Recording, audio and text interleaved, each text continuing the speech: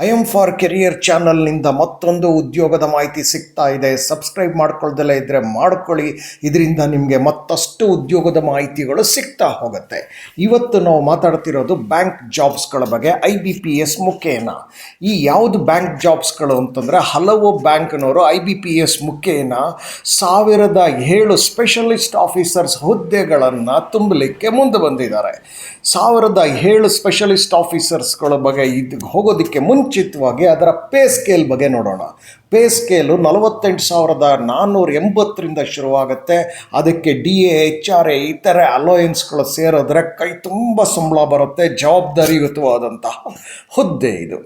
ಇದಕ್ಕೆ last date, apply ಮಾಡೋದಕ್ಕೆ last date 21 July 2025 ಅಂತ ಕೊಟ್ಟಿದ್ದಾರೆ. ಯಾರ್ಯಾರು ಅರ್ಹರಿದ್ದೀರಿ ನೀವೆಲ್ಲ ಇದಕ್ಕೆ ಅರ್ಜಿಗಳನ್ನು ಕೂಡಲೇ ಸಲ್ಲಿಸೋದಕ್ಕೆ ಪ್ರಾರಂಭ ಮಾಡಲೇಬೇಕಾಗತ್ತೆ. ಇಲ್ಲಿ ಅವರು 6 ರೀತಿಯ ಹುದ್ದೆಗಳಿಗೆ ಅರ್ಜಿಗಳನ್ನು ಕರೆದಿದ್ದಾರೆ. ಒಂದಲ್ಲ ಎರಡಲ್ಲ 6 ರೀತಿಯ ಹುದ್ದೆಗಳಿಗೆ 1007 ವೇಕೆನ್ಸೀಸ್ ಇದೆ ಅಂತ ಅವರು ತಿಳಿಸ್ತಾ ಇದ್ದಾರೆ. ಇದೆಲ್ಲವೂ ಸ್ಕೇಲ್ 1 ಆಫೀಸರ್ಸ್ ಪೋಸ್ಟ್ ಆಗಿದೆ. ಹಾಗಾಗಿ ಇಲ್ಲಿ 6 ಹುದ್ದೆಗಳ ಬಗ್ಗೆ ತಿಳ್ಕೊಳ್ತಾ ಹೋಗೋಣ.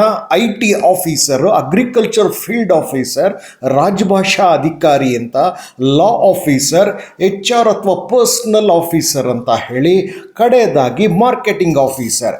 ನೀವು ಅರ್ಹರಿದ್ದರೆ ಈ 6ರಲ್ಲಿ ಯಾವುದಕ್ಕೂ ಬೇಕಾದರೂ ಅರ್ಜಿಗಳನ್ನು ಸಲ್ಲಿಸ್ಬೋದು. ಪರೀಕ್ಷೆಗಳನ್ನು ತಗೊಳ್ಳಿ, ಉದ್ಯೋಗ ಗಳಿಸ್ಕೊಳ್ಳಿ. ಈಗ ಒಂದೊಂದೇ ಉದ್ಯೋಗದ ಬಗ್ಗೆ ಮಾಹಿತಿ ಪಡಿತಾ ಹೋಗೋಣ. ಮೊದಲನೇದಾಗಿ IT ಆಫೀಸರ್. IT ಆಫೀಸರ್ಗೆ ಎಜುಕೇಷನ್ ಬೇಕಾಗಿರೋದು UG ಅಥವಾ PG ಇಂಜಿನಿಯರಿಂಗ್ ಅಂತ ಅವ್ರು ಹೇಳ್ತಾರೆ. ಯಾವುದ್ಯಾವುದರಲ್ಲಿ ಅಂತ ಕೂಡ ಅವ್ರಿಗೆ ಹೇಳ್ತಿದ್ದಾರೆ. ಕಂಪ್ಯೂಟರ್ ಸೈನ್ಸ್ ಆಗ್ಬೋದು, ಕಂಪ್ಯೂಟರ್ ಅಪ್ಲಿಕೇಶನ್ ಆಗ್ಬೋದು, IT ಆಗ್ಬೋದು, ENT ಆಗ್ಬೋದು, ENC ಆಗ್ಬೋದು, ಅಥವಾ E&I ಆಗ್ಬೋದು. ಈ ವಿಷಯಗಳಲ್ಲಿ ನೀವು ಯಾರಾದರೂ UG ಅಥವಾ PG ಇಂಜಿನಿಯರಿಂಗಲ್ಲಿ ಮಾಡ್ಕೊಂಡಿದ್ರೆ you are eligible to apply for this IT officers post. Never miss this opportunity.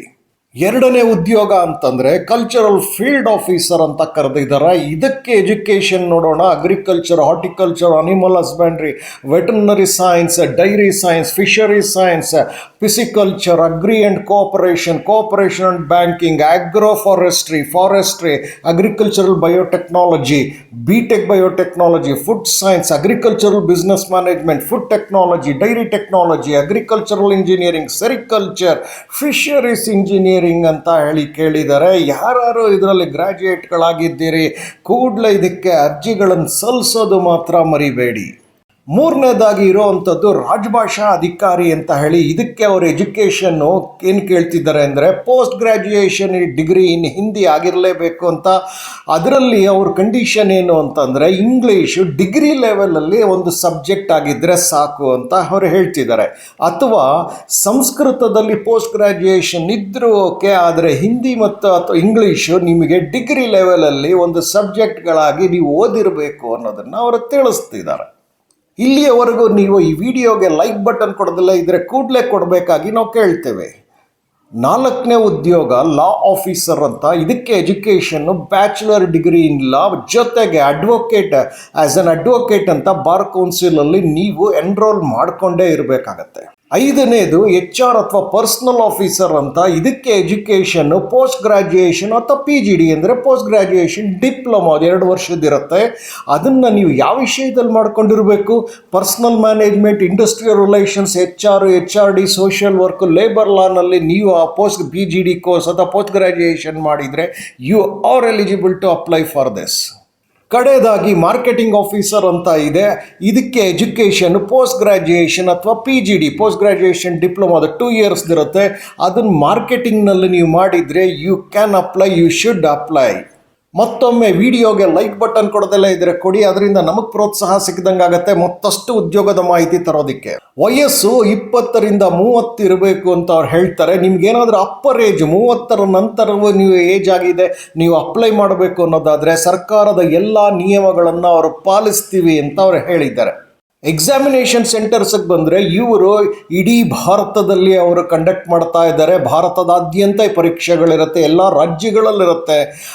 ಇನ್ನು ಕರ್ನಾಟಕದ ಮಟ್ಟಿಗೆ ಬಂದರೆ ಬೆಂಗಳೂರು, ಮೈಸೂರು, ಅದು ದಕ್ಷಿಣ ಕರ್ನಾಟಕ, ಕರಾವಳಿ ಕರ್ನಾಟಕದಲ್ಲಿ ಮಂಗಳೂರು, ಉಡುಪಿ ಹಾಗೂ ಮಲೆನಾಡು ಕರ್ನಾಟಕಕ್ಕೆ ಬಂದಾಗ ಶಿವಮೊಗ್ಗ, ಹಾಗೆ ನಿಮಗೆ ಉತ್ತರ ಕರ್ನಾಟಕಕ್ಕೆ ಹೋದರೆ ಧಾರವಾಡ, ಹುಬ್ಳಿ ಅಥವಾ ಬೆಳಗಾಮಲ್ಲಿ ಅಲ್ಲೂ ಕೂಡ ಕೊಡ್ತಾ ಇದ್ದಾರೆ. ಹಾಗೂ ಕಲ್ಯಾಣ ಕರ್ನಾಟಕದಲ್ಲಿ ಕಲಬುರಗಿನಲ್ಲಿ ರಿಟರ್ನ್ ಟೆಸ್ಟ್ಗೆ ಅವಕಾಶಗಳನ್ನು ಮಾಡಿಕೊಟ್ಟಿದ್ದಾರೆ. ಸೆಲೆಕ್ಷನ್ ಪ್ರೋಸೆಸ್ ಹೇಗಿರುತ್ತೆ ಅಂತಂದರೆ, ನೀವು ಅಡ್ವರ್ಟೈಸ್ಮೆಂಟ್ ಇದೆ, ಅಡ್ವರ್ಟೈಸ್ಮೆಂಟ್ನ ನೀವು ಸಂಪೂರ್ಣ ಓದಬೇಕಾಗತ್ತೆ. ಅದನ್ನು ನಾನು ತಿಳಿಸ್ತೀನಿ, ಅದರ ಲಿಂಕ್ ಎಲ್ಲ ಸಿಗುತ್ತೆ ಅಂತ ಹೇಳಿ.